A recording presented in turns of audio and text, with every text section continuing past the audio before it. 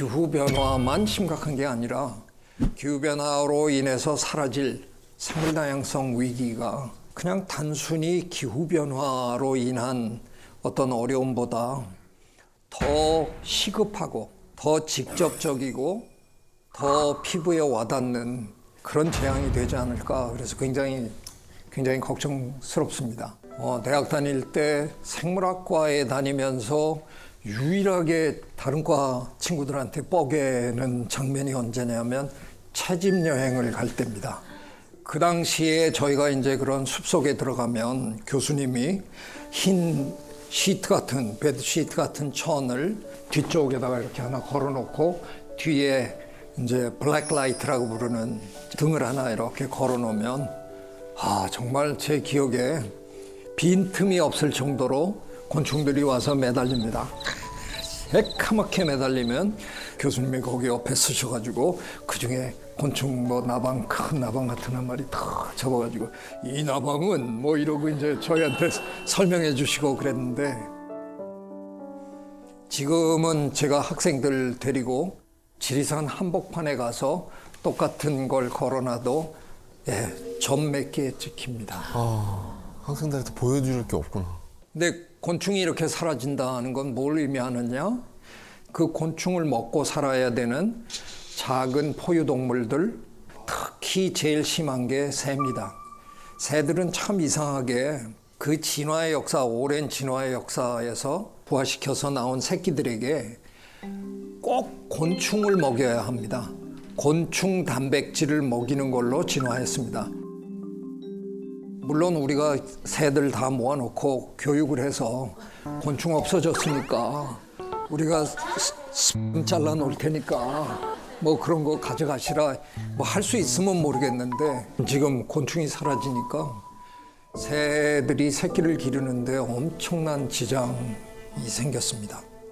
어떤 덴마크에서 나온 논문에 의하면 덴마크에 오는 철새들, 아프리카에서 철새들이 올라왔는데 미처 곤충들이 아직 부화를 하지 않아 갖고 요게 박자가 안 맞아서 생태 엇박자라고 부르거든요. Ecological mismatch라고 부르는데 그게 안 맞아 가지고 한 해 80%의 철새가 사라졌습니다.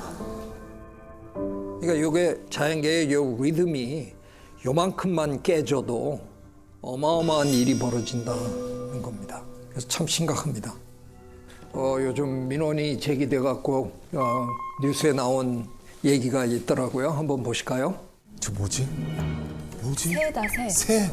새인가? 백로입니다. 백로, 저 가끔 한두 마리 보이는 게 백로 아닌가요?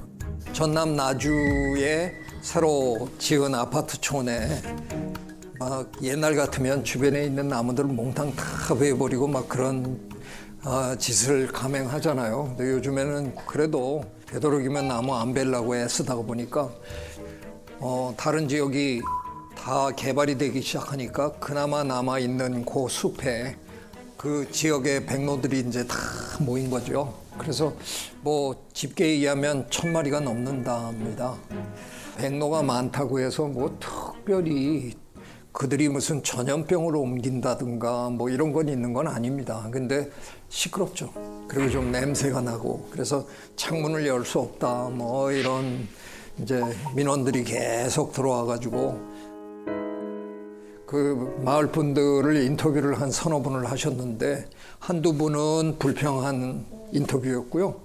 한두 분은 그래도 우리가 공존해야죠. 어떻게 방법을 찾아야 될 것 같습니다. 이렇게 얘기하시는 그 멘트가 나오더라고요. 그래서 이것도 희망적인 부분이구나.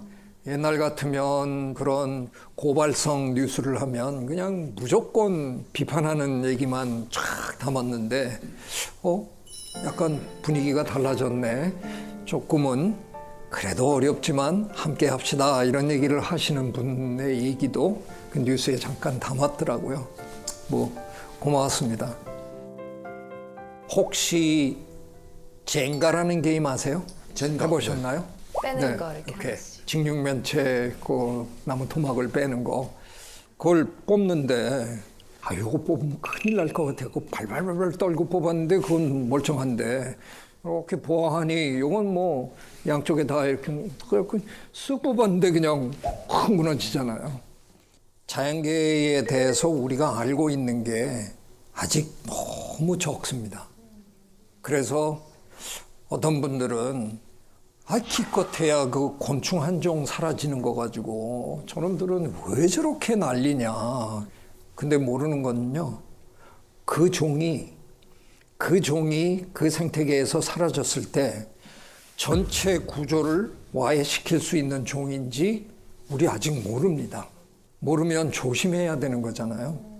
근데 우리가 지금 하고 있는 걸 보면 조심하기는커녕 그거 뭐 하나 없어지는 것 같고 그리고 너무 막무가내로 일들을 하는 것 같아서 걱정스러워요. 하버드 대학 시절에 제 지도 교수님 에드워드 윌슨 교수님이 어느 책에서 지구상에 존재하는 시스템 중에 가장 복잡한 시스템 둘이 뭐냐? 하나는 인간의 두뇌. 인간의 두뇌가 가장 컴플렉스한, 가장 복합적인 시스템이라는 거예요. 그리고 또 하나는 자연 생태계. 저 자연 생태계에 어마어마하게 많은 종들이 모여 살고 있잖아요.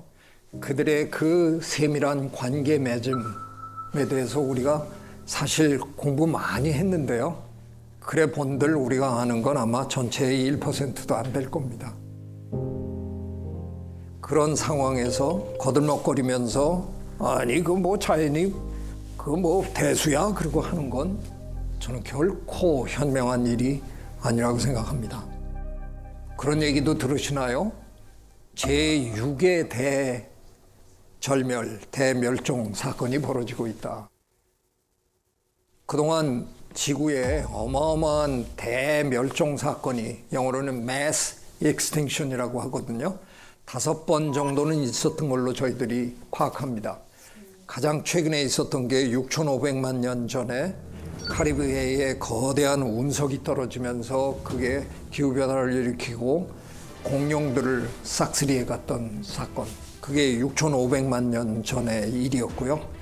근데 안타깝게도 지금 또 그런 일이 벌어지고 있다는 겁니다. 우리가 지금 살고 있는 바로 이 시대에.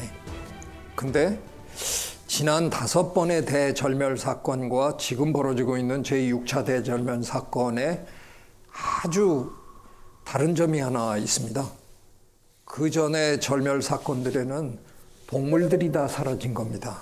공룡이 사라지고 뭐 삼엽충이 사라지고 뭐 이런 식으로 동물들이 한꺼번에 싹쓸이 당한 사건들이었는데요. 지금 벌어지고 있는 제6의 대절멸 사건은 식물이 사라지고 있다는 겁니다. 식물이 누구냐? 자연계를 떠받치고 있는 가장 밑에 중심적인 그런 생물 집단이거든요. 식물이 사라지면 전체가 그냥 다 와해될 수밖에 없다는 겁니다. 근데 이거를 자연재해가 천연 그런 사건이 그런 걸 일으키는 게 아니라 제 앞에 앉아 계시는 이 동물 호모 사피엔스라고 부르는 스스로 자기가 현명하다고 거들먹거리는 이 동물이 저지르는 장난질 때문에 벌어지는 겁니다.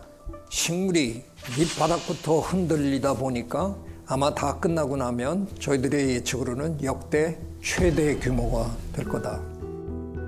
지금 실제로 우리가 너무 많은 벌목을 하고 있으니까요. 우린 끊임없이 우리의 생활 공간이 필요하다고 계속 지금 숲을 베어내고 있잖아요.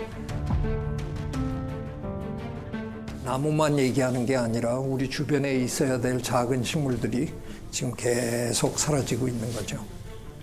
심각합니다. 사실은 이게 어제 오늘의 일이 아닙니다. 우리 인류가 호모사피엔스가 이렇게 막강한 존재가 된 건 우리가 농경을 개발해서 그렇게 된 거잖아요. 25만 년, 30만 년 전에 우리가 태어났다 그래도 불과 한 10,000년여 전까지는 우리 진짜 별 볼 일 없는 지저분한 하찮은 영장류 한 종이었거든요. 또 제가 악담을 또 하면 약간 졸부거든요. 우리가 갑자기 돈 벌고 거들먹거리는 졸부인데 그 농사가 과연 얼마나 큰 피해를 준 거냐? 참 아이러니컬한데요. 대부분의 분들은 공장에서 굴뚝에 연기가 막 피어오르면 저 환경 파괴의 주범 뭐 공단 만든다 그러면 우리 다 가서 들어눕고 반대하고 그럽니다. 그런데 농촌에 가서는 그 농촌을 바라보면서 목가적인 그런 낭만에 젖고 향수에 젖고 그러잖아요. 근데 여러분 읽어보셨을 만한 책, 세계적인 베스트셀러 총균쇠라는 책 있죠. 총균쇠의 저자, 저 UCLA의 제럴 다이먼드 교수님, 농업은 우리 인류가 저지른 실수 중에 최악이었다라고 질러대셨습니다. 그 후속처럼 쓴 책이 문명의 붕괴, 영어로는 collapse라는 책이었는데요. 그 책이 나왔을 때 우리 어느 언론사가 절대로 LA에 가서 그분을 인터뷰해달라. 그래서 저 평소에 너무 뵙고 싶은 분이라서 갑니다. 그리고 이제 가서 뵀는데 직격 질문을 제가 해봤습니다. 농경 포기해야 됩니까? 선생님이 농업이 우리 인류 역사의 최대의 실수라 그러니까 실수를 바로잡으려면 우리 농사 그만둬야 되지 않습니까? 아유, 당황하시더라고요. 아니 뭐 저기 그렇다고 해서 내가 갑자기 농사 짓지 말라 그럴 수는 없을 것 같긴 한데 그래도 내가 잘못은 뭐 지적해야 되는 거 아니냐. 네, 농업만큼 생물 다양성 파괴의 주범이 없다는 거죠. 우리 농사 어떻게 지어요? 들판에 나가서 갈아엎잖아요, 일단. 그러면 거기에 있는 식물 다양성을 완벽하게 제거하는 거잖아요. 0으로 만듭니다. 그리고 우리가 원하는 식물 하나로 쫙 심는 거죠. 지구의 최대 지주가 누군지 아십니까? 벼, 보리, 밀, 옥수수. 얘네들이 지금 지구 최대 지주예요. 지네가 무슨 재주로?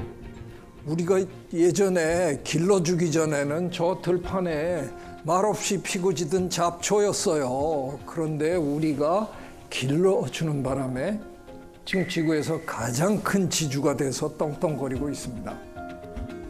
그러는 와중에 사라진 식물들이 어마어마하게 많다는 거죠. 우리가 농경을 하면서 생물 다양성을 엄청나게 줄였는데 최근에 아주 심각한 문제가 하나 또 등장했습니다. 오늘 제가 제일 많이 얘기하는 단어가 심각합니다. 네, 꿀벌이 사라지고 있다. 다 듣고 계시죠? 2006년에 미국 플로리다에서 시작된 거거든요.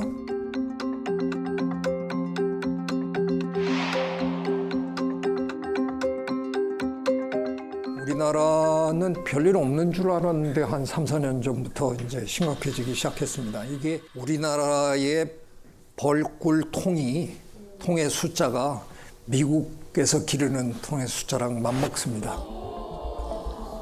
말이 돼요?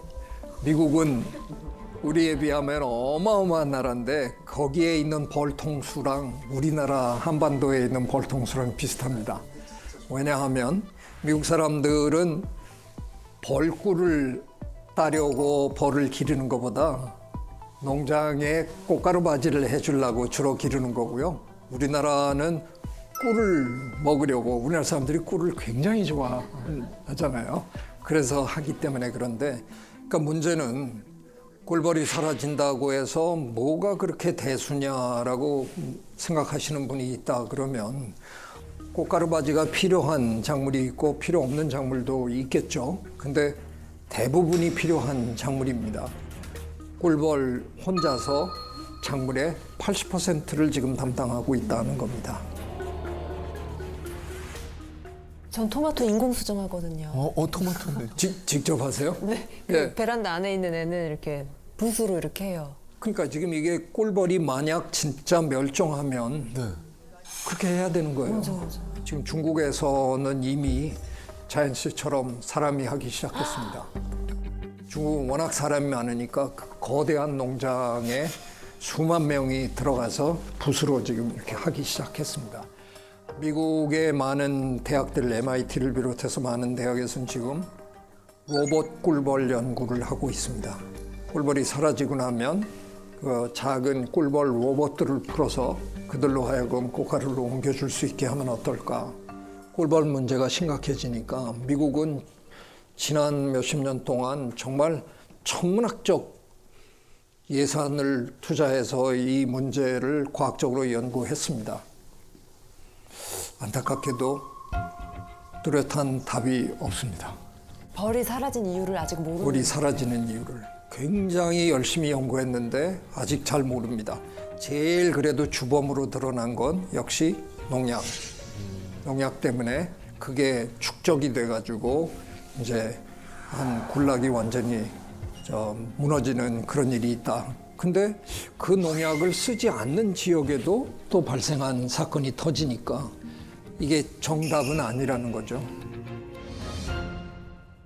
저는 약간은 경제학적으로 문제를 한번 풀어볼까 해서 혹시 꿀벌의 사회에서 어느 순간에 경제성, 타당성이 사라지면서 그냥 이거 해봐야 우리 손해인데 그리고 사라지는 게 아닐까. 꿀을 만들어 놓으면 뺏어가고 그래서 더 이상 일할 필요가 없다 이건. 아니 그동안 근데 우리가 뺏어 갔어도 그들은 자기 먹을 게 뭐 제법 충분했기 때문에 그냥 뺏기는 거 알면서도 우리한테 그냥 협조했을 것 같은데 지금은 제가 보기에는 자기들 먹을 수 있는 그 경제성 수준 이하로 떨어지기 시작하니까 그냥 포기해버리는 일들이 벌어지는 게 아닐까. 꽃가루 바지가 필요한 작물의 80%가 사라진다. 그 문제가 심각한 겁니다. 꿀벌이 사라지면 식량 대란이 벌어지겠죠. 전쟁이 나지. 그죠?